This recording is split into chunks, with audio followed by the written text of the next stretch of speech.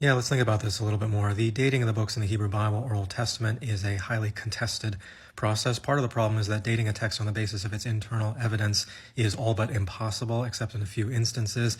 Another big part of the problem is that biblical texts aren't so much composed as they are subject to processes of composition, and as a result, the dating of the final form of the text isn't necessarily indicative of the dating of the component parts of that text. So we do be facing a number of problems here. In any case, let me give you some of the most general dating spreads for the text in the Hebrew Bible or Old Testament. It can be helpful to think about the dating of the text in the Hebrew Bible as falling into three very broad eras.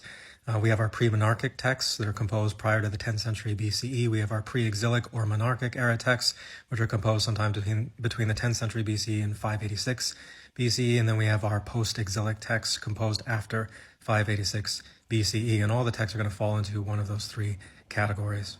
There are only three texts that fall into this pre-monarchic category with any confidence. They are Exodus 15 and the Song of the Sea, Deuteronomy 32 and the Song of Moses, and Judges chapter 5, the Song of Deborah. All these are very old texts that reflect very early understandings of Israel's history, theology, and sort of demographic tribal affiliations.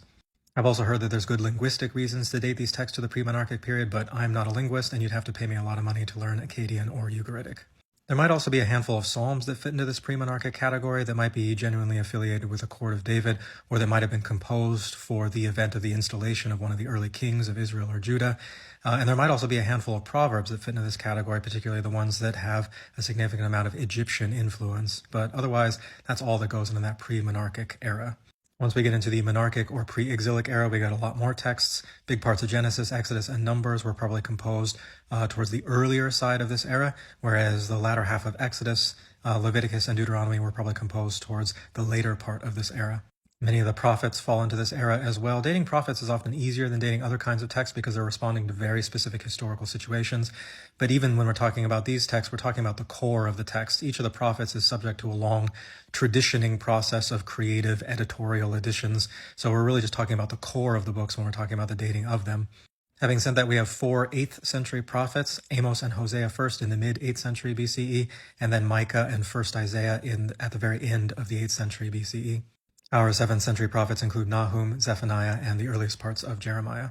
In the earliest parts of the exilic period, we have Ezekiel, the rest of Jeremiah, Lamentations, and Habakkuk. In the midst of exile, circa 550 BCE, we also have the completion of the Deuteronomistic history, that is Joshua, Judges, 1st and 2nd Samuel, 1st and 2nd Kings, although there are a number of earlier traditions that might date all the way back to the 10th century or 9th century BCE in this collection as well. After 539, we have the composition of 2nd and 3rd Isaiah, that is chapters 40 and later, which reflect the experience of the exiles as they return home from Babylon and reconstruct the temple and reconstitute their community around it. The book of Job is probably also composed after 2nd and 3rd Isaiah because it quotes a number of its verses.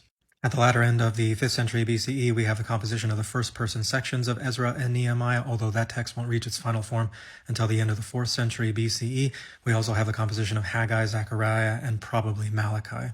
This is probably also the time period where our short pieces of fiction are composed, Ruth, Esther, and Jonah. And this is probably also the time where our collections like Psalms and Proverbs reach their final forms.